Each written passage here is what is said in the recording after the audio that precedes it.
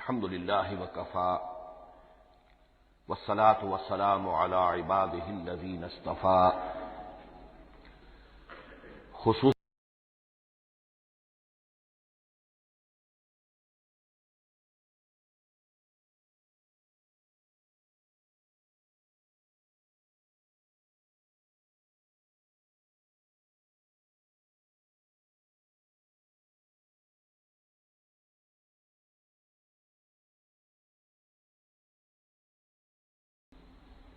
حامیم والکتاب المبین انا جعلناہ قرآنا عربیا لعلکم تعقلون وَإِنَّهُ فِي أُمِّ الْكِتَابِ لَدَيْنَا لَعَلِيٌّ حَكِيمٌ.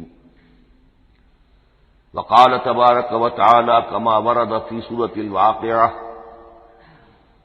فلا أقسم بمواقع النجوم وإنه لقسم لو تعلمون عظيم إنه لقرآن كريم في كتاب مكنون لا يمسه إلا المطهرون تنزيل من رب العالمين. وقال عز وجل كما ورد في آخر سورة الفجر: بل هو قرآن مجيد في لوح محفوظ.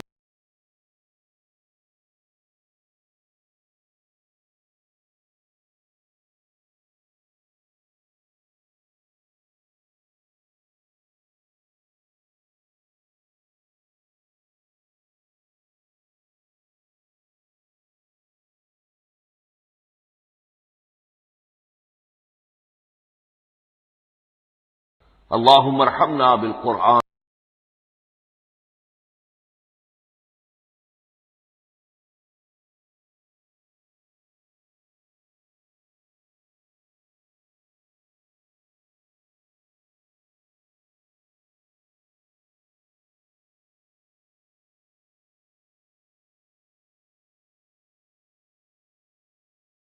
آج شعبان معظم کی 28ویں شب ہے اور ہم ماہ رمضان مبارک کے دوران نماز تراویح کے ساتھ دورہ ترجمہ قرآن کی تمہید کے طور پر آج اور کل تعارف قرآن کے ضمن میں بعض چیزوں پر غور کریں گے تاکہ اثناء دورہ ترجمہ قرآن یہ چیزیں آپ کے ذہن میں ایک پس منظر کے طور پر موجود رہیں. رمضان مبارک میں نماز تراویح کے ساتھ دورہ ترجمہ قرآن کا جو سلسلہ ہم نے شروع کیا اب اسے 15 برس سے زائد ہو چکے ہیں. الحمدللہ کہ اس کا چرچا اب وسیع و عریض پیمانے پر ہو چکا ہے، نہ صرف اندرون ملک بیرون ملک بھی. اس دوران میں خود میں نے جہاں تک مجھے یاد پڑتا ہے کم سے کم 6 مرتبہ دورہ ترجمہ قرآن کی تکمیل کی سعادت حاصل کی ہے. 2 مرتبہ اس سے قبل کراچی میں، 3 مرتبہ لاہور میں، 1 مرتبہ ملتان میں، 1 مرتبہ ابوظہبی میں. اور اس سال جو میں اپنی اب ضعیفی اور اپنے علالت کے باوجود یہ ہمت کر رہا ہوں اس کا ایک خاص سبب ہے، اور وہ یہ کہ اللہ کے فضل و کرم سے بعض صورتیں ایسی پیدا ہوئیں کہ کیبل ٹی وی پر میرے ان دروس قرآن یا دورہ ترجمہ قرآن کے کیسٹ دکھائے گئے بھارت میں، اور وہیں سے یہ درخواست بھی موصول ہوئی کہ ہم چاہتے ہیں کہ اسے سیٹلائٹ پر ٹیلی کاسٹ کرائیں، لیکن اس کے لیے اس کی جو ریکارڈنگ ہے اس کا معیار بہتر ہونا چاہیے. تو اس ضرورت کو پورا کرنے کے لیے میں یہ ہمت کر رہا ہوں. اگرچہ اب جو بھی عمر کی سطح ہے ومن نعمرہ ننکسہ فی الخلق، میری یادداشت بھی اتنی شارپ نہیں رہی ہے جتنے پہلی تھی. استحضار جو کراس ریفرنسز کا ہے وہ بھی اب اتنا نہیں ہے جتنا کہ پہلے تھا، اور کبھی کبھی میری زبان لڑکھڑاتی بھی ہے۔ ان تمام معذوریوں کے باوجود اس ایک اہم ضرورت کے تحت میں نے یہ ارادہ کیا۔ میں خود بھی اللہ سے دعا کرتا ہوں، آپ بھی اللہ سے دعا فرمائیں کہ اس ارادے کی تکمیل ہو جائے اور اس سلسلے کو اللہ تعالیٰ اپنے کلام پاک کے پیغام اور علم اور حکمت کی ایک بڑے پیمانے پر پورے عالم انسانیت میں پھیلانے کا ذریعہ بنا دے۔ تعارف قرآن کے ضمن میں سب سے پہلی بات جو سمجھنے کی ہے وہ یہ کہ قرآن مجید کے بارے میں ہمارا اجمالی عقیدہ کیا ہے۔ یہ 3 جملوں پر مشتمل ہو سکتا ہے۔ ہمارے نزدیک قرآن اللہ کا کلام ہے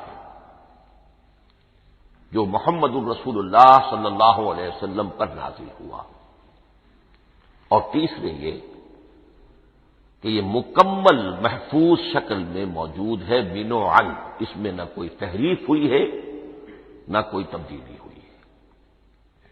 یہ کم سے کم 3 اجزاء ہیں ہمارے عقیدے کے قرآن مجید کے بارے میں۔ لیکن اب اس کی کچھ علمی توضیحات۔ سب سے پہلے یہ کہ کلام ہونا، اس کا اللہ کا کلام ہونا، اس لیے کہ آپ کے علم میں ہے یہ تورات جو حضرت موسیٰ علیہ السلام کو دی گئی تھی وہ لکھی ہوئی شکل میں پتھر کی تختیوں پر لکھی ہوئی صورت میں دی گئی تھی، اور قرآن مجید کی تنزیل جو محمد رسول اللہ صلی اللہ علیہ وسلم پر ہوئی ہے وہ ایک مختلف صورت میں ہوئی ہے۔ اس کو قرآن مجید خود اللہ کا کلام قرار دیتا ہے۔ چنانچہ سورہ توبہ کی آیت ہے، آیت نمبر 6، وَإِنْ أَحَدٌ مِّنَ الْمُشْرِكِينَ اسْتَجَارَكَ فَأَجِرْهُ حَتَّىٰ يَسْمَعَ كَلَامَ اللَّهِ ثُمَّ أَبْلِغْهُ مَأْمَنَهُ۔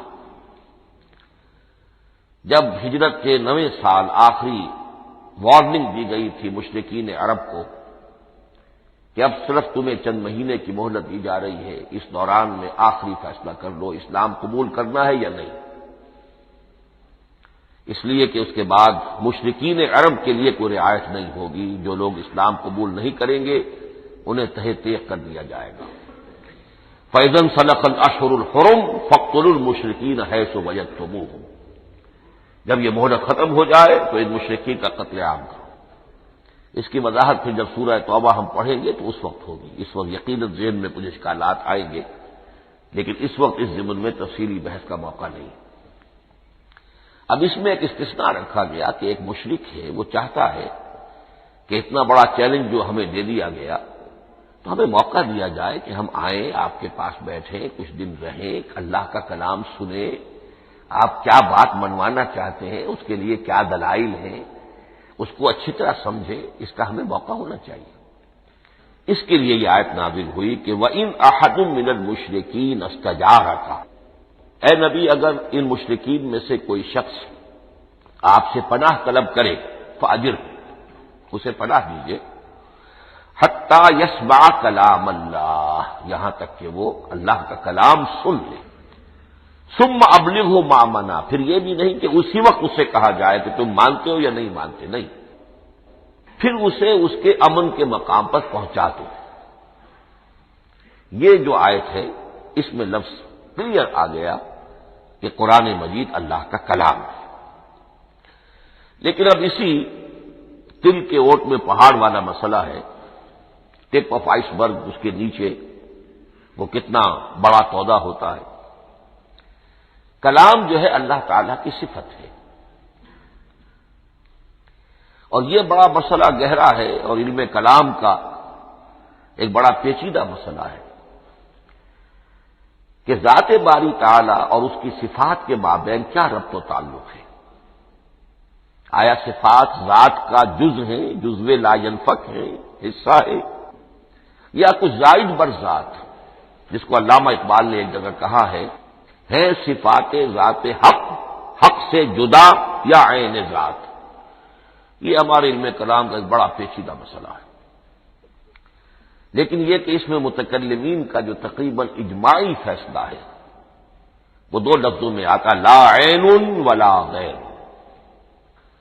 اللہ کی صفات نہ تو اس کی ذات کا عین ہے نہ اس کی ذات سے غیر ہے، بہت پیچیدہ شکل ہے، اور یہ بھی اس وقت کا میرا موضوع نہیں ہے، میں صرف کسی اور موضوع کے لیے صرف حوالے دے رہا ہوں۔ بہرحال قرآن مجید کا جو تعلق ہے ذات باری تعالی کے ساتھ، وہ اس مسئلے سے بخوبی واضح ہو جاتا ہے کہ چونکہ یہ اللہ تعالیٰ کی صفت ہے، اور صفت کو ہم یہ نہیں کہہ سکتے کہ وہ ذات باری تعالیٰ سے جدا ہے، یہ بھی نہیں کہہ سکتے کہ اس کی ذات کا جزو لا ينفک ہے، کچھ اسی طرح کا تعلق ہے قرآن مجید کا ذات باری تعالیٰ کے ساتھ۔ لیکن یہ مسئلہ قرآن مجید میں خود بیان ہوا، اور سورہ حشر کی آیت میں تو یہ فرمایا گیا، اللہ تعالیٰ نے اپنے اس کلام کی عظمت کو یوں بیان کیا، وہ عظمت کما ہیا، جیسے کہ وہ فی الواقع ہے، اور جس کا کہ گویا کہ پورا ادراک ہمارے لیے اپنی بہت سی محدودیتوں کی وجہ سے ممکن نہیں ہے، لیکن ایک تمثیل کے پیرائے میں سمجھایا، لو انزلنا ھذا القرآن علی جبل لرأیتہ خاشعا متصدعا من خشیۃ اللہ وتلک الامثال نضربها للناس لعلهم یتفکرون۔ اگر ہم نے اس قرآن کو کسی پہاڑ پر اتار دیا ہوتا تو تم دیکھتے کہ وہ دب جاتا اور پھٹ جاتا اللہ کے خوف سے۔ اور یہ مثالیں ہیں جو ہم لوگوں کے لیے بیان کرتے ہیں تاکہ وہ غور کریں، تدبر کریں، سمجھیں۔ ما لا یدرک کلہ لا یترک کلہ، اگرچہ بتمام و کمال عظمت قرآن کا فہم ان کے لیے ممکن نہیں ہے، لیکن کسی درجے میں تو کچھ انعکاس اس کا ہو جائے، کچھ اندازہ ہو جائے، انسان اپنی ذہنی سطح کے اعتبار سے، اس کی مناسبت سے کسی درجے میں عظمت قرآن کا اندازہ کر لے، تو اللہ تعالیٰ کے ان الفاظ کو سامنے رکھے کہ لو انزلنا ھذا القرآن علی جبل لرأیتہ خاشعا متصدعا من خشیۃ اللہ۔ اب اس آیت کو سمجھنے کے لیے سورہ اعراف کی آیت نمبر 143 کو سمجھنا ہوگا، اسی اصول کے تحت کہ القرآن یفسر بعضہ بعضا، قرآن کا ایک حصہ دوسرے حصے کی تشریح کرتا ہے۔ وہاں یہ واقعہ بیان ہوا ہے کہ حضرت موسیٰ علیہ السلام کو جب اللہ تعالیٰ نے کوہ طور پر طلب فرمایا 30 راتوں کے لیے، جس میں بعد میں 10 کا اضافہ کر کے وہ ایک 40 رات کا ایک کورس بنا، دن رات، اس موقع پر جو مخاطبہ الہی، مکالمہ الہی سے مشرف ہوئے حضرت موسیٰ علیہ السلام، تو ان کی آتش شوق بھڑکی اور انہوں نے بڑی جرأت کر کے یہ درخواست کر دی، رب ارنی انظر الیک، پروردگار مجھے اپنا دیدار بھی عطا فرما، مجھے موقع عنایت فرما، میں تجھے دیکھ سکوں۔ یہ ان کی وہ آتش شوق کا مسئلہ ہے، لیکن جواب کیا ملا؟ لن ترانی، تو مجھے ہرگز نہیں دیکھ سکتے، ولکن انظر الی الجبل فإن استقر مکانہ فسوف ترانی۔ لیکن ظاہر بات ہے کہ حضرت موسیٰ علیہ السلام کو بات سمجھانے کے لیے کچھ مشاہدہ بھی کرانا تھا۔ فرمایا تم مجھے نہیں دیکھ سکتے، البتہ اس سامنے کے پہاڑ پر نگاہ جماؤ، ہم اس پر اپنی ایک تجلی ڈالیں گے۔ یہ اگلی الفاظ کے اندر وضاحت ہے، میں یہاں پہلے سے بیان کر رہا ہوں سمجھانے کے لیے۔ اگر وہ پہاڑ ہماری اس تجلی کو، تجلی کسے کہتے ہیں؟ جلا، روشنی، تو اللہ تعالی کی طرف سے وہ خاص اس کے نور کا جب پرتو ہوتا ہے کسی شے پر تو وہ اس کی تجلی ہے۔ ہم اپنی ایک تجلی اس پہاڑ پر ڈالیں گے، اگر وہ اس کو جھیل جائے، اپنی جگہ کھڑا رہ جائے، تو تم سمجھنا کہ شاید تم بھی ہمیں دیکھ سکو۔ فلما تجلی ربہ للجبل، اب یہاں وہ لفظ آ گیا، جب اللہ نے تجلی اپنی پہاڑ پر ڈالی، جعلہ دکا وخر موسیٰ صعقا، وہ پہاڑ ریزہ ریزہ ہو گیا اور حضرت موسیٰ بے ہوش ہو کر گر گئے۔ اب یہ بے ہوش ہو کر گر جانا، جبکہ وہ تجلی براہ راست بھی نہیں ہے، بالواسطہ ہے۔ مشاہدہ جو کر رہے حضرت موسیٰ وہ بالواسطہ ہے، تجلی پہاڑ پر ہے، لیکن یہ کہ اس کا بھی بالواسطہ اس کا جو ہوا ہے، اس کی جو تاثیر ہوئی حضرت موسیٰ علیہ السلام پر کہ وہ اس کی تاب نہ لا سکے اور بے ہوش ہو کر گر گئے۔ یہاں سے یہ بات سمجھ میں آتی ہے کہ یہ تجلی ذات باری تعالی تھی جس نے کوہ طور کو جلا کر بھسم کر دیا یا ٹکڑے ٹکڑے کر دیا، ریزہ ریزہ کر دیا۔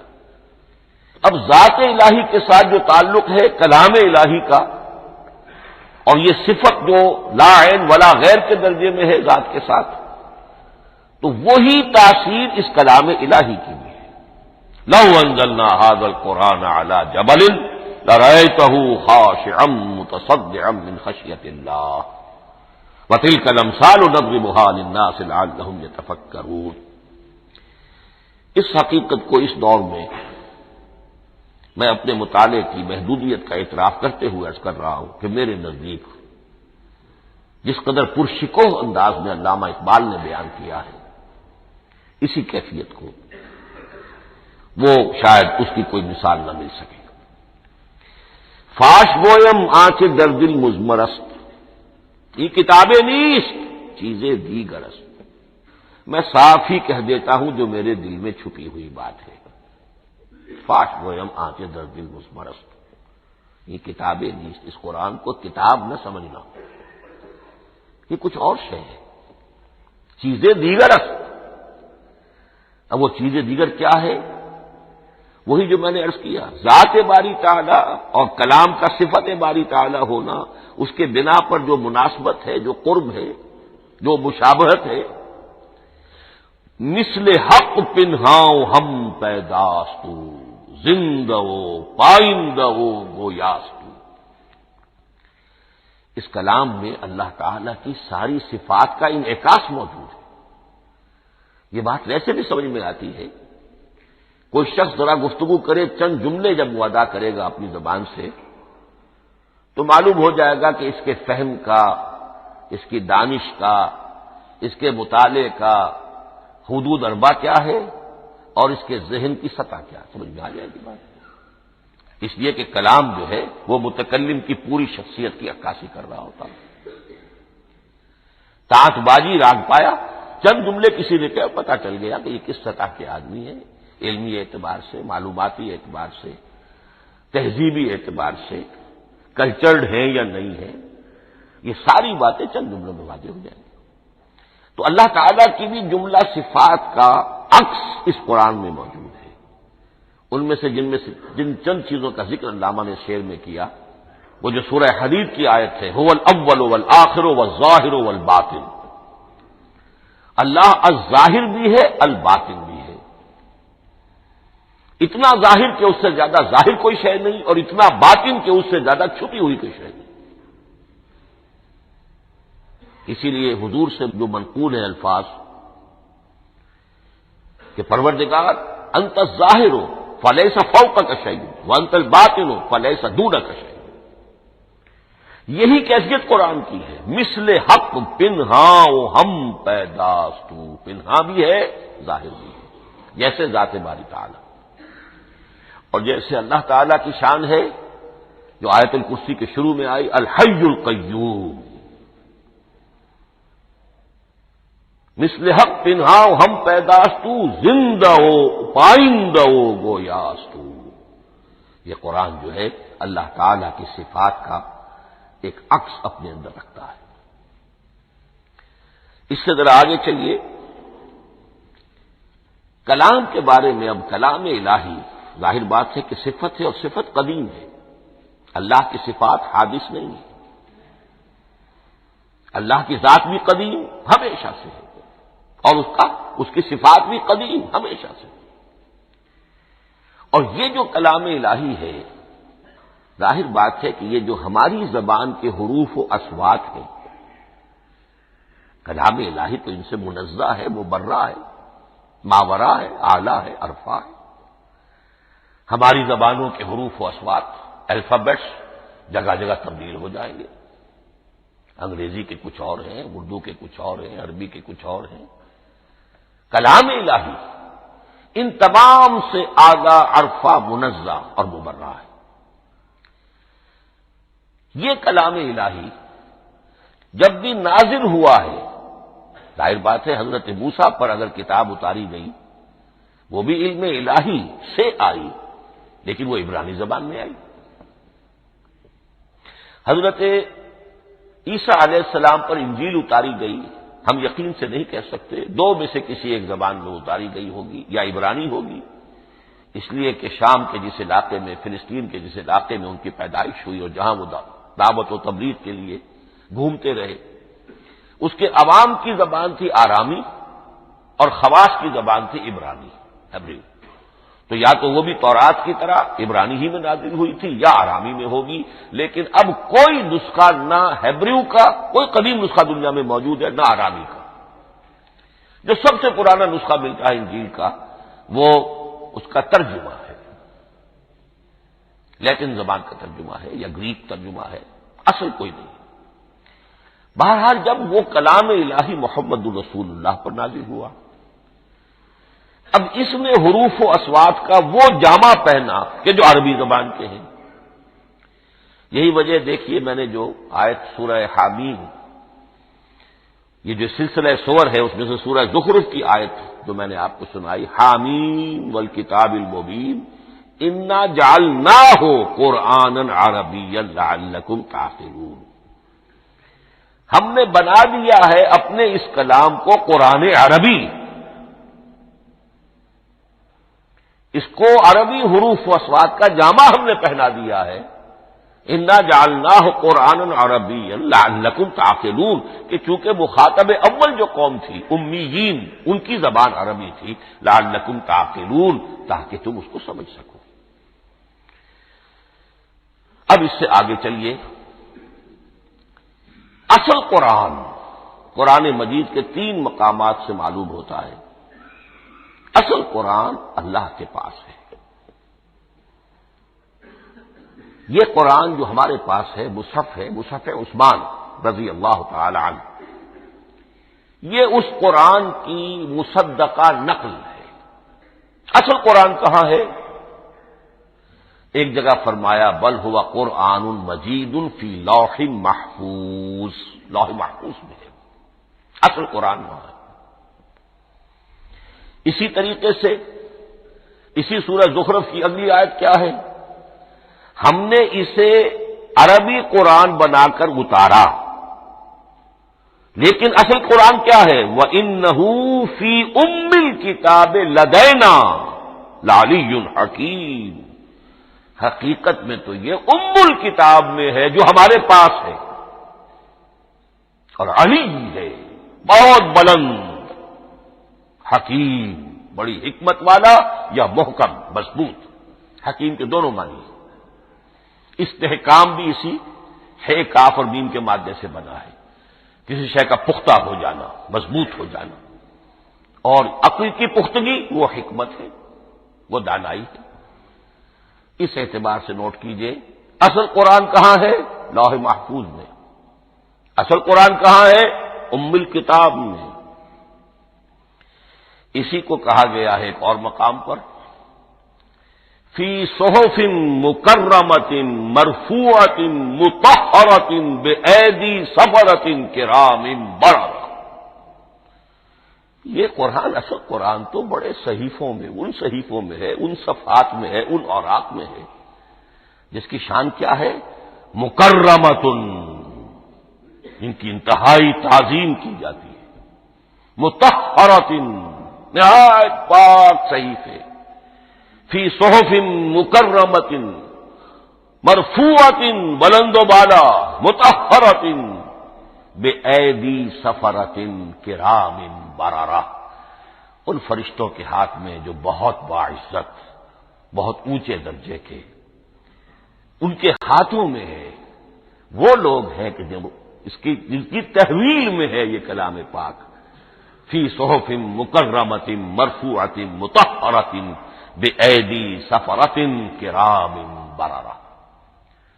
اب اسی کو بیان کیا ہے سورہ واقعہ میں، فلا اقسم بمواقع النجوم، تو نہیں، میں قسم کھاتا ہوں ستاروں کے ڈوبنے کی جگہ کی۔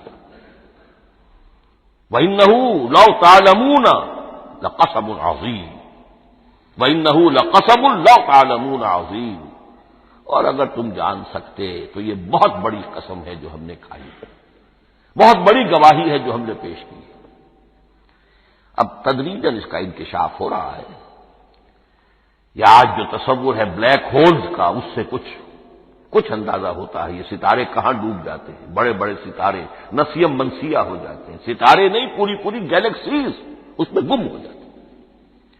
وہ مقبرے ہیں بڑی بڑی گیلیکسیز کے. فلا اقسم بمواقع النجوم وانه لقسم لو تعلمون عظیم انه لقرآن کریم.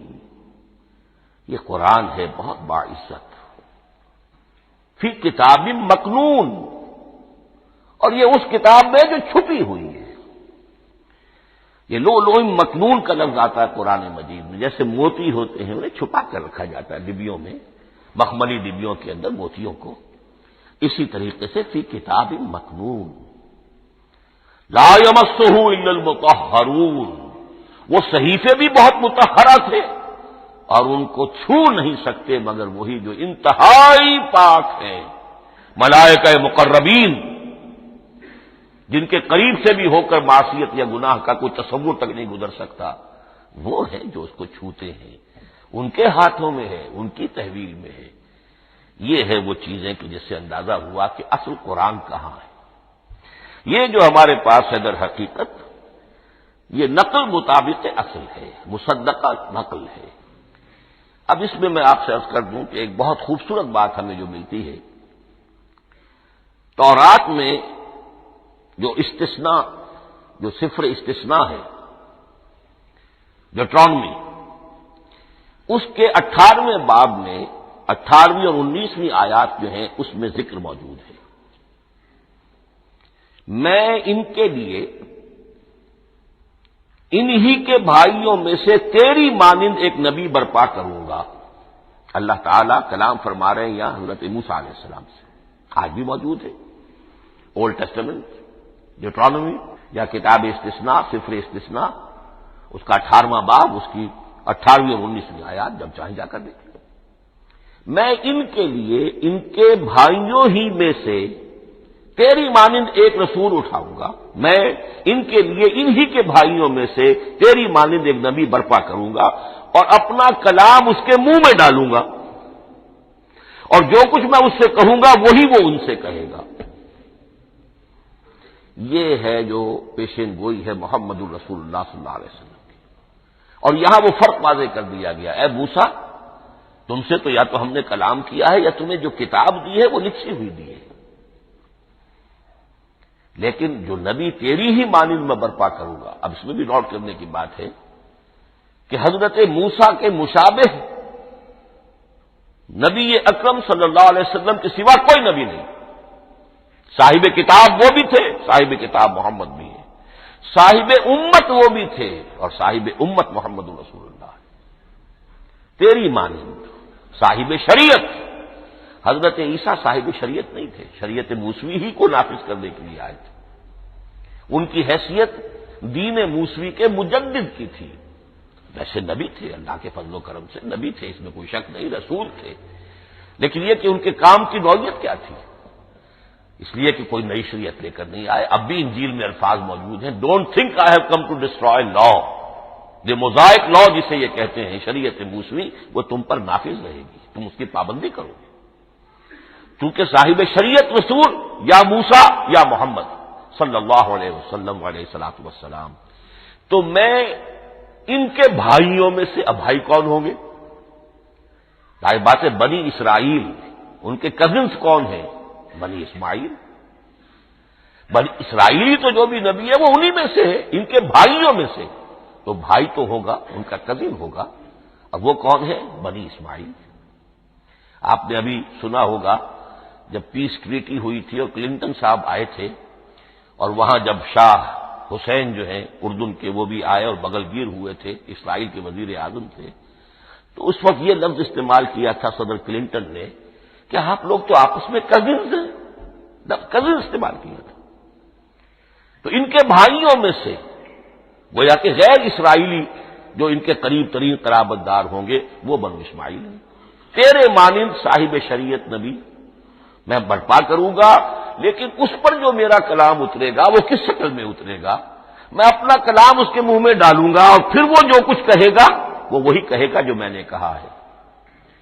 اب اس کے حوالے سے ایک بہت اہم بات سمجھ لیجئے، اور قرآن مجید کے دو اہم مقامات کی وضاحت اس سے ہو جائے گی۔ یہ کلام اللہ، قرآن مجید میں اس کو قول جبرائیل بھی کہا گیا ہے۔ کلام اللہ حضرت جبرائیل کے ذریعے سے جب ادا ہوا ہے تو قول جبرائیل ہے، اور پھر جب وہ محمد الرسول اللہ کی زبانی ادا ہوا تو قول رسول ہے، قول محمد ہے صلی اللہ علیہ وسلم۔ یہ قول اللہ بھی ہے، قول جبرائیل بھی ہے، اور قول محمد بھی ہے بیک وقت۔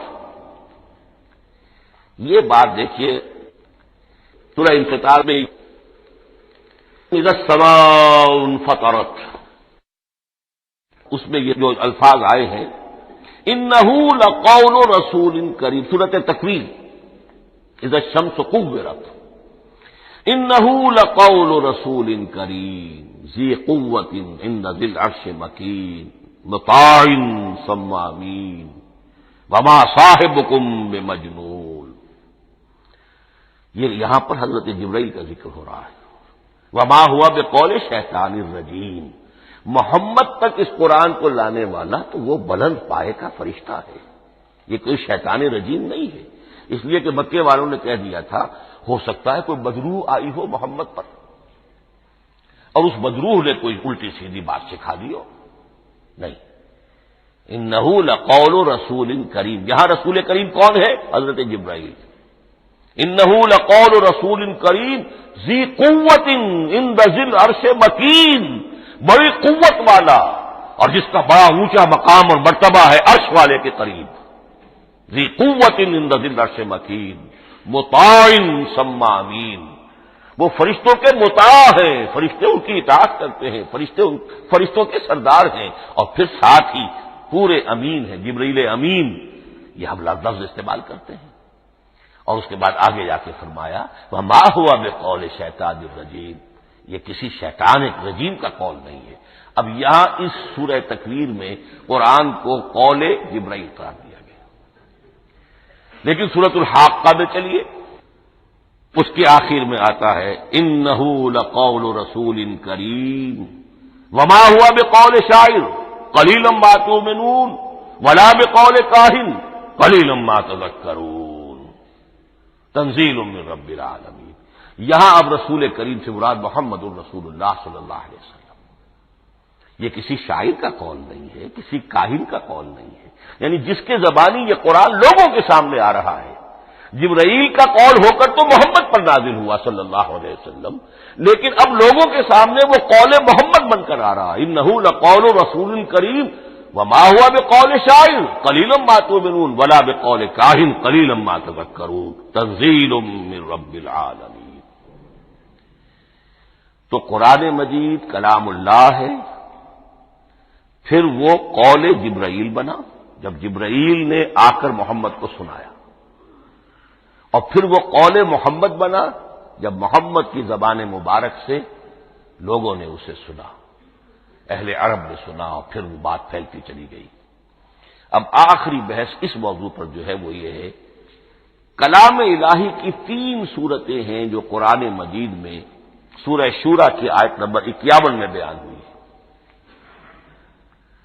وما كان لبشر ان يكلمه اللہ، کسی بشر، کسی انسان کی یہ حیثیت نہیں ہے، مقام نہیں ہے کہ اللہ اس سے کلام کرے۔ یہ نہیں کہا کہ اللہ کے لیے ممکن نہیں ہے، نہیں، اللہ کے لیے تو ہر شے ممکن ہے، لیکن کسی بشر کا یہ مقام نہیں ہے کہ اللہ اس سے کلام کرے۔ مخلوق ہے، بشر ہے۔ ما كان لبشر ان يكلمه اللہ الا اب 3 شکلیں آئیں، الا وحیا او من وراء حجاب او يرسل رسولا فيوحي باذنه ما يشاء انه علی حکیم۔ 3 صورتیں ہیں کلام الہی کی، یا تو براہ راست اللہ وحی کرتا ہے بغیر کسی فرشتے کی درمیان میں ذریعہ بنائے ہوئے،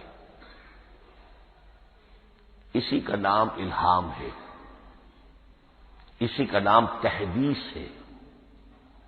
یہ غیر نبی کے ساتھ بھی ہوتا ہے، حضور نے فرمایا ہر نبی کی امت میں محدث ہوتے تھے جن سے اللہ کلام کرتا تھا، اور میری امت کا محدث عمر ہے رضی اللہ تعالی۔ محدث، محدث نہیں، محدث کے معنی ہے علم حدیث کا ماہر۔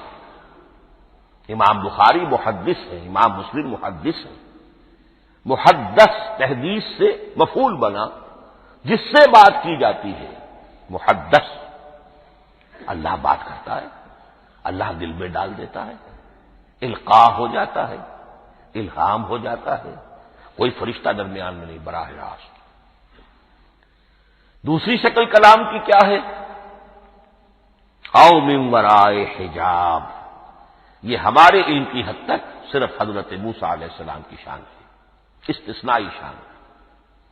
وَكَلَّمَ اللَّهُ مُوسَىٰ تَكْلِيمًا، اور موسیٰ کے ساتھ تو اللہ نے کلام فرمایا جیسے کہ کلام کیا جاتا ہے۔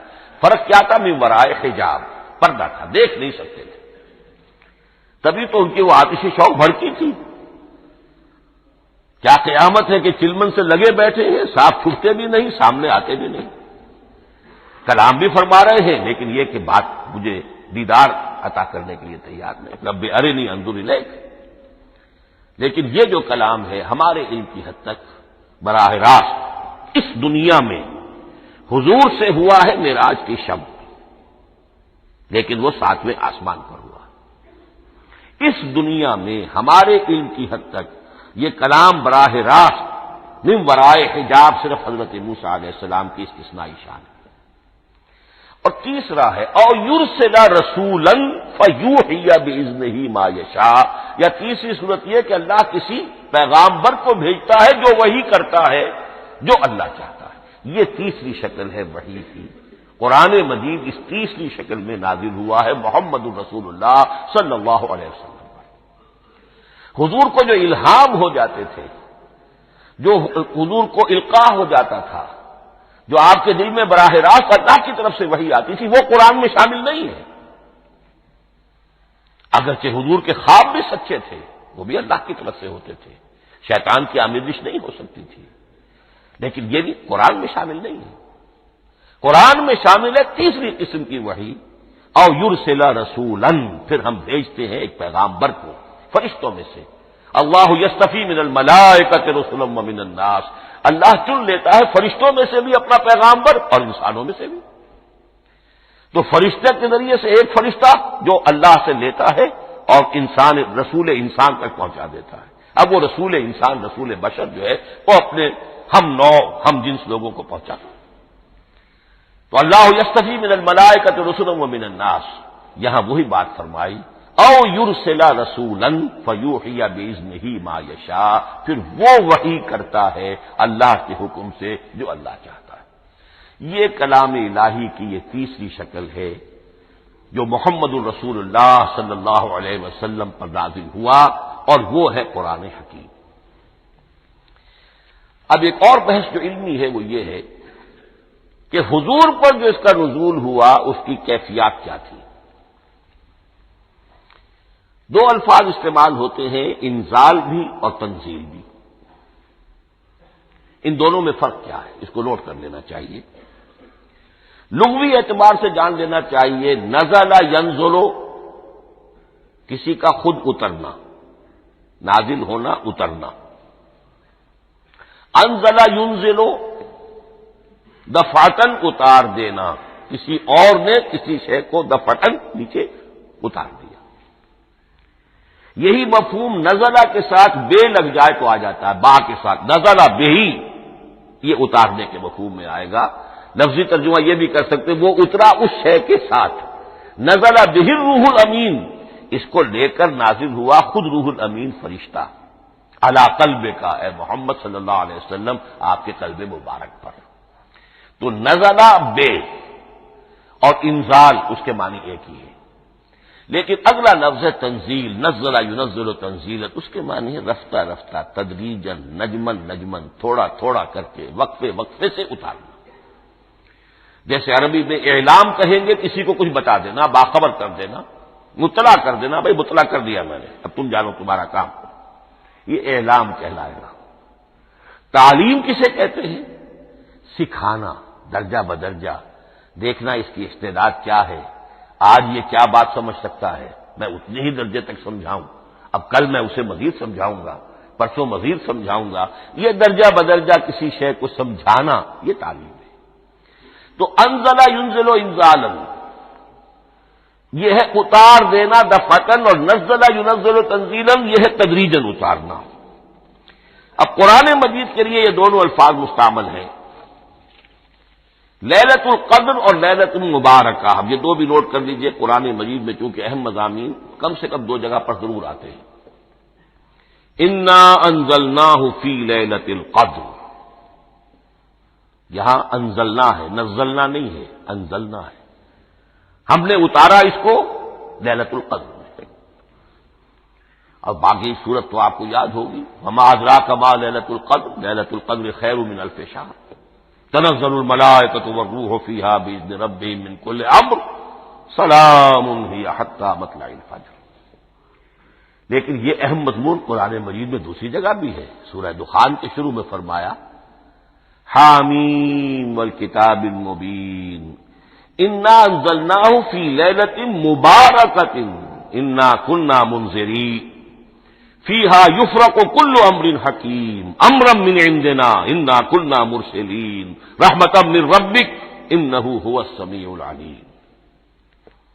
یہ لیلۃ المبارکہ ہے، ایک ہی ہے، لیلۃ القدر اور لیلۃ المبارکہ، ان دونوں کے لیے وہی انزلنا کا لفظ آیا۔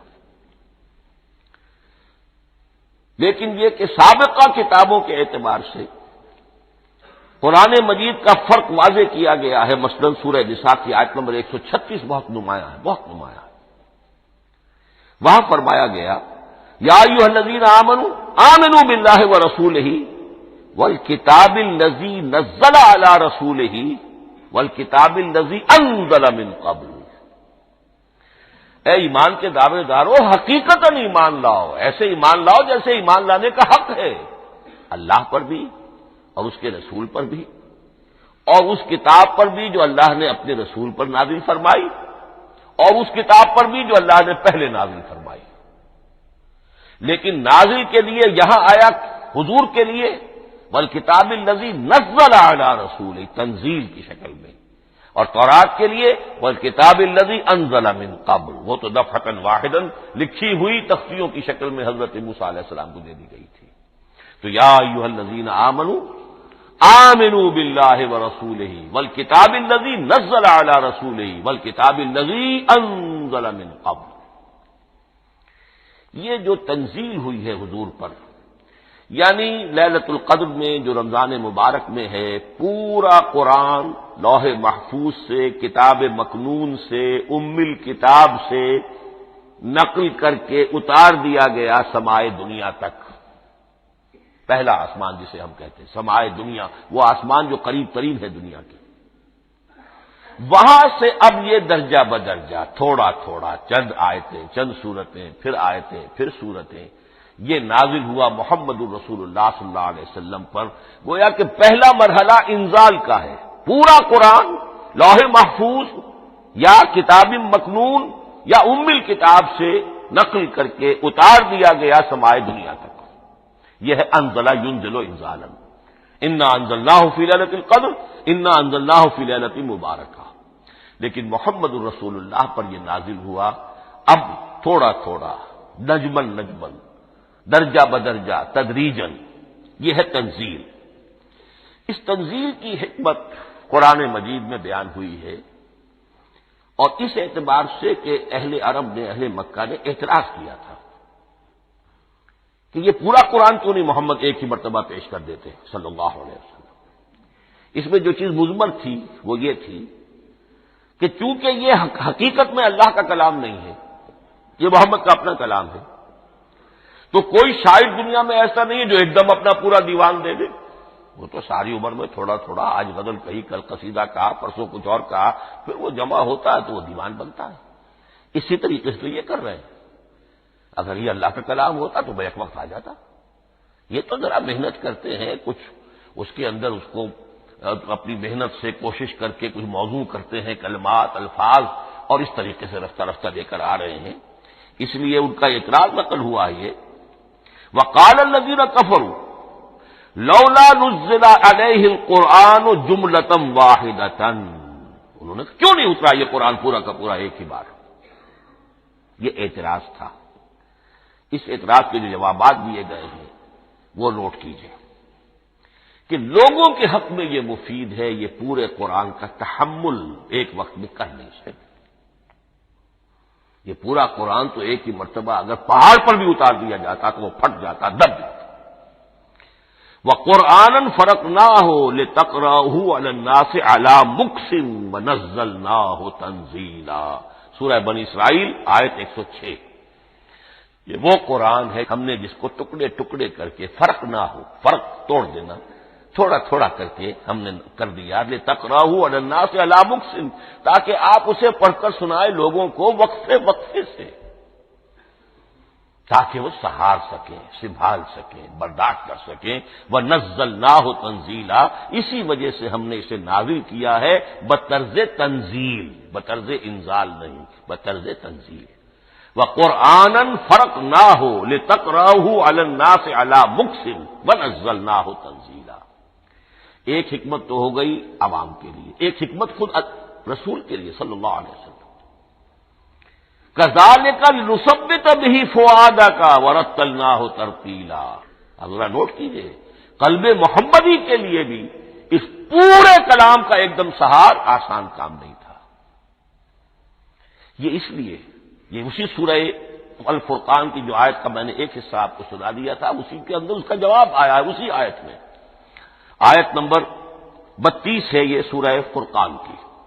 وقال الذین کفروا لولا نزل علیہ القرآن جملۃ واحدۃ، یہ اعتراض ہے۔ جواب کیا ہے؟ کذالک لنثبت بہ فؤادک، ہم نے یہ اس لیے کیا ہے نبی کہ اس کے ذریعے سے آپ کے دل کو ٹھہراؤ اور جماؤ عطا کرے، یہ ایک دم اس کا اتر جانا۔ انا سنلقی علیک قولا ثقیلا، بڑا بھاری بوجھ ہے، ناقابل برداشت ہے، تاکہ رفتہ رفتہ آپ کا دل، اس کے اندر تقویت بڑھتی چلی جائے، اس کے اندر اور اس کا تحمل جو ہے اس کی صلاحیت بڑھتی چلی جائے۔ کذالک لنثبت بہ فؤادک ورتلناہ ترتیلا، اسی لیے ہم نے تھوڑا تھوڑا کر کے نازل کیا ہے۔ ولا یاتونک بمثل الا جئناک بالحق واحسن تفسیرا، ساتھ ہی فرمایا کہ یہ لوگ جو بھی اعتراض کریں گے ہم اس کا جواب بھی اور بہترین تعویل بھی آپ کو دے دیں گے۔ اب اگلی بحث یہ ہے، یہ قرآن کب اور کہاں نازل ہوا؟ یہ عام معلوماتی شے ہے، اس میں کوئی پیچیدگی نہیں ہے، لیکن اس کی اہمیت ہے، بہت ضروری ہے، وہ میں انشاءاللہ اگلی بحث میں جبکہ قرآن کے سمجھنے کے جو اصول ہیں ان کو بیان کروں گا تو وضاحت سے بات آئے گی۔ یہ کہ یہ عام معلوماتی ایک ہمارے ذہن میں خاکہ رہنا چاہیے، زمان و مکان کا کیا رشتہ ہے قرآن کے ساتھ۔ قرآن نازل کب ہوا؟ ہمارا چونکہ عام طور پر جو معمول ہے، ہم تو جو کرسچین ایرا ہے اس کے حوالے سے ہمارے ذہن کے اندر سارا حساب کتاب ہے، تو سن 610 عیسوی سے لے کر 632 عیسوی تک شمسی حساب سے 22 سالوں میں قرآن نازل ہوا ہے۔ 571 حضور کی ولادت کا سال ہے، 571 عیسوی۔ 610 میں آپ 39 سال کے ہوئے، لیکن قمری حساب سے 40 کے ہو چکے۔ 610 میں قرآن کی تنزیل شروع ہوئی اور 632 میں آپ کا انتقال ہوا۔ 22 برس زمانی اعتبار سے نقشہ ذہن میں رکھیے، اور اسے ہم اگر دوسرے حساب سے کہیں گے تو عام الفیل، وہ جو ابرہہ آیا تھا بیت اللہ کو ڈھانے کے لیے، وہ سال عربوں میں بہت مشہور ہو گیا تھا، اور وہی سال حضور کی ولادت کا ہے، تو عام الفیل ہی میں حضور کی ولادت ہوئی، لہذا 40 عام الفیل میں قرآن مجید کا نزول شروع ہوا، اور 11 ہجری تک یہ 23 برس بنتے ہیں قمری حساب سے۔ ایک رائے یہ بھی ہے کہ قرآن کا نزول 20 برس میں ہوا ہے، اور اس میں وضاحت یہ ہے کہ پہلے 3 سال اللہ تعالی نے ایک فرشتے کو، حضرت اسرافیل علیہ السلام کو مامور کیا تھا حضور کی تعلیم پر۔ دنیاوی اعتبار سے حضور نے کوئی تعلیم حاصل نہیں کی، آپ امی تھے، آپ نے دنیاوی اعتبار سے کسی کے سامنے زانو تلمس طے نہیں کیا، کہیں کوئی تعلیم حاصل نہیں کی، کہیں کوئی تحصیل علم نہیں کی، لیکن اللہ تعالیٰ نے علمہ شدید القوا، اللہ تعالیٰ نے جو کچھ انہیں سکھایا ہے، جو علم انہیں عطا کیا ہے، تو ایک روایت یہ ہے کہ 3 برس تک، اور اس کے بعد پھر قرآن نازل ہونا شروع ہوا تو 20 برس تک قرآن نازل ہوا، لیکن وہ لوگ بھی مانتے ہیں کہ سورہ علق کی آیتیں نازل ہو چکی تھی، پھر 3 برس کا وقفہ ہے۔ سورہ علق کی آیتیں کیا ہے؟ جو پہلی وحی ہے، اقرا بسم ربک الذی خلق خلق الانسان من علق اقرا وربک الاکرم الذی علم بالقلم علم الانسان ما لم یعلم، گویا کہ بسم اللہ ہو رہی ہے محمد رسول اللہ صلی اللہ علیہ وسلم کی تعلیم کی۔ اور جن گھرانوں میں یہ رواج ابھی تک چل رہا ہو، بسم اللہ بچوں کی کراتے ہیں، ایک تقریب کی شکل میں منعقد کرتے ہیں، ہمارے ہاں یہ رواج تھا، اب ہم چھوڑ چکے ہیں، کہ جو تقریب بھی حضور کی اور صحابہ کی زندگیوں سے ثابت نہ ہو، ہمیں کوشش کرنی چاہیے کہ ان تقریبات کا سلسلہ منقطع کریں۔ ما انا علیہ واصحابی، ہماری تقریبات جو ہیں وہ بس وہیں تک محدود رہنی چاہیے۔ بہرحال وہ جو ایک چلتی ہے روایت، 4 سال 4 مہینے 4 دن کا بچہ یا بچی ہے تو بسم اللہ یہی آیتیں پڑھی جاتی ہیں۔ پڑھ تو نہیں سکتا، انگلی رکھ کر پڑھانے والا کوئی عالم دین بیٹھ جاتا ہے سامنے، وہ نہا دھو کر بچہ یا بچی بیٹھی ہوئی ہے اور اس کو اقرا بسم ربک الذی خلق خلق الانسان من علق اقرا وربک الاکرم الذی علم بالقلم علم الانسان ما لم یعلم۔ اب اس میں تو سارا پڑھنے پر زور ہے، حصول علم پر زور ہے، کسی تبلیغ کا حکم ہی نہیں، ابھی رسالت کا کوئی تذکرہ کچھ بھی نہیں، اس میں تو قیامت کا بھی کوئی ذکر نہیں۔ اب اس کے بعد روایت یہ ہے کہ 3 برس تک پھر حضرت اسرافیل دن رات حضور کے ساتھ رہے ہیں اور آپ کی تعلیم ہوئی ہے، اور پھر 3 برس کے بعد پھر وحی کا سلسلہ شروع ہوا ہے، واللہ عالم۔ لیکن یہ کہ جب سورہ اقرا نازل ہو چکی ہے، اس کی 5 آیتیں، تو وہ 3 برس بھی اس کا وقفہ شمار ہوں گے، زمانہ نزول پھر وہی 23 برس رہے گا۔ اسی کے ساتھ میں نے عرض کیا تھا کہ دوسری بات یہ کہاں نازل ہوا قرآن۔ ایک لفظ میں تو یہ سمجھ لیجئے یہ حجاز میں نازل ہوا۔ حجاز جزیرہ نما عرب کا ایک خاص حصہ ہے، پہاڑی سلسلہ، یوں سمجھ لیجئے، اس کو ذہن میں رکھیے۔ جزیرہ نما عرب جو ہے وہ شمال سے جنوب کی طرف چوڑا ہوتا جاتا ہے، شمال میں شام اور عراق کی طرف جاتا ہے تو وہ تنگ ہے، پھر نیچے چوڑا ہو رہا ہے۔ اس کا جو مغربی ساحل ہے، جس پر جدہ کی بندرگاہ بھی ہے، یمبو کی بھی ہے، اس کے کہیں وہ ایک میدان شروع ہوتا ہے ساحل سے، کہیں وہ بہت مختصر ہے، کہیں خاصا چوڑا ہے، اس کو کہتے ہیں تہامہ۔ پھر ایک پہاڑی سلسلہ ہے، اس کو کہتے ہیں حجاز۔ یہ پہاڑی سلسلہ جو ہے اس کے بعد جو ہے وہ نجد کہلاتا ہے، وہ سطح مرتفع ہے، پلیٹو۔ تو یہ 3 حصے ہیں جزیرہ نما عرب کے جغرافیائی اعتبار سے، اور حجاز کہتے بھی ہیں پردے کو، حاجزن، پردہ جو 2 چیزوں کے درمیان حائل ہو جائے۔ تو یوں سمجھیے کہ یہ فلیٹ ہے نجد کا، اور یہ فلیٹ ہے میدان، یہ ہے تہامہ کا، اور درمیان میں یہ پہاڑی سلسلہ کھڑا ہوا ہے، تو یہ گویا کہ ان دونوں کو جدا کر رہا، یہ حجاز ہے۔ اس حجاز ہی کا شہر مکہ ہے، اس حجاز ہی کا شہر مدینہ ہے، اس حجاز ہی کا شہر طائف ہے، اس حجاز ہی کی آخری ٹپ سمجھ لیجئے تبوک ہے۔ تو حضور صلی اللہ علیہ وسلم کی پوری زندگی آغاز وحی کے بعد سے لے کر وہ اسی علاقے کے اندر، پہلے آپ مکے میں تھے، قرآن مجید کی جو صورتیں اس دور میں نازل ہوئیں یا آیتیں نازل وہ مکیات کہلاتی ہیں۔ پھر آپ نے ہجرت کی، اور ہجرت کر کے جب آپ جا رہے تھے اس دوران میں بھی کچھ قرآن نازل ہوا اثناء ہجرت میں۔ پھر آپ مدینے تشریف فرما ہوئے، اب وہ ہم کہتے ہیں مدنی قرآن، لیکن مدنی قرآن سارا مدینے میں نازل نہیں ہوا۔ آپ کبھی جا رہے کسی مہم پر، کسی جنگ کے لیے، غزوہ بدر کے لیے آ گئے ہیں، تو وہاں جو آیات نازل ہو رہی ہیں وہ مدینے میں تو نہیں ہو رہی۔ براڈ تقسیم تو یہی ہے، مکی مدنی۔ ہجرت سے قبل جو کچھ نازل ہوا وہ مکی، ہجرت کے بعد جو کچھ نازل ہوا وہ مدنی۔ لیکن صرف مدنی کہنا صحیح نہیں ہے، اثناء سفر تبوک، اتنا طویل سفر ہے آپ کا، اس کے دوران آتے جاتے قرآن نازل ہوتا رہا۔ لیکن یہ بات نوٹ کر لیجئے کہ پورا قرآن حجاز ہی میں نازل ہوا ہے، یہ تمام شہر، یہ تمام علاقہ حجاز کہلاتا ہے۔ ایک اور بحث جو ہم اسی اپنی پہلی نشست میں مکمل انشاءاللہ کر لیں گے وہ ہے محفوظیت قرآن کی بحث۔ میں نے عرض کیا تھا کہ 3 چیزوں پر ہمارا عقیدہ مشتمل ہے۔ یہ اللہ کا کلام ہے، نمبر 1، نازل ہوا محمد الرسول اللہ پر صلی اللہ علیہ وسلم، اسی لیے ہم نے کلام سے متعلق کچھ مباحث علمی گہرائی میں اتر کر وہ سمجھے، حضور پر اس کے نزول، انزال اور تنزیل کے مختلف مراحل کو سمجھا۔ اب اس کی محفوظیت کے اعتبار سے واقعہ یہ ہے کہ واحد کتاب ہے پوری دنیا میں، واحد کتاب جس کے بارے میں دشمن بھی تسلیم کرتے ہیں، چاہے وہ اسے اللہ کا کلام نہ مانے، لیکن یہ مانتے ہیں کہ بعین ہی وہ شے جو محمد نے اپنی امت کو دی تھی آج بھی امت کے پاس صحیح موجود ہے۔ ظاہر بات ہے اگر تو اسے اللہ کا کلام مانے، وہی مانے، تب تو مسلمان ہی ہو گئے۔